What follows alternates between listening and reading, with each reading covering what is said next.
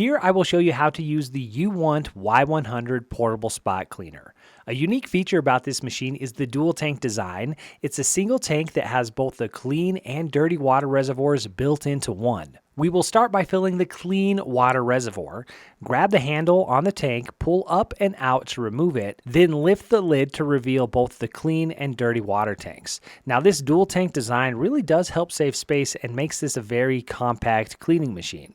Remove the rubber stopper and fill the clean tank with room temperature water straight from your tap. You typically do not want to use hot water in these machines, and I found that room temperature water works great. Definitely do not use boiling or very hot water as it could damage the plastic. Once it's filled to the fill line here on the side, add your cleaning solution. Now this machine does come with this 16-ounce bottle to get you started, and you only need 1 ounce of cleaning solution per 32 ounces of water. Now it just so happens that this clean water tank holds 32 ounces. The hose rinse tool here also doubles as a measuring cup. 30 milliliters is equal to about 1 fluid ounce. So to be clear, 1 tank of water here, you add 1 fluid ounce of cleaning solution.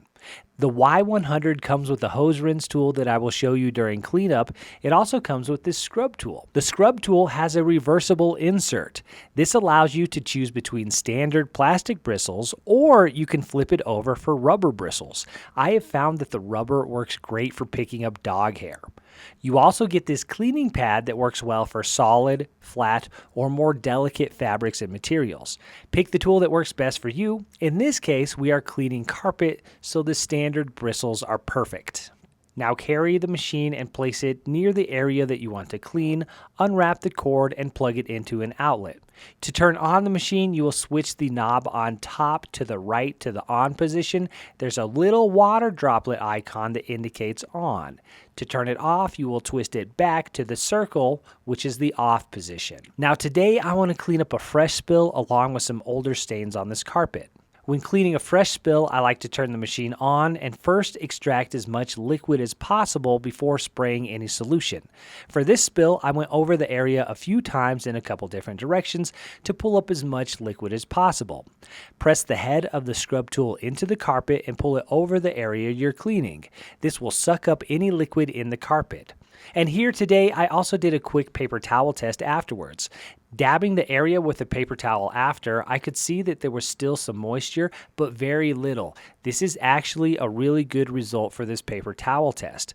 I've done this with other machines, and sometimes the paper towel just comes away super saturated, so a few dots like this, that's really good. And that indicates to me that this machine has really powerful suction, so it definitely passed the paper towel test. Now let's get started on some of these older stains. For this, I really want to make sure that there's plenty of moisture and cleaning solution to help break down the stain. In order to spray here, you will pull the trigger on the handle, then your water and cleaning solution will come out of the nozzle on the top or front of the scrub tool.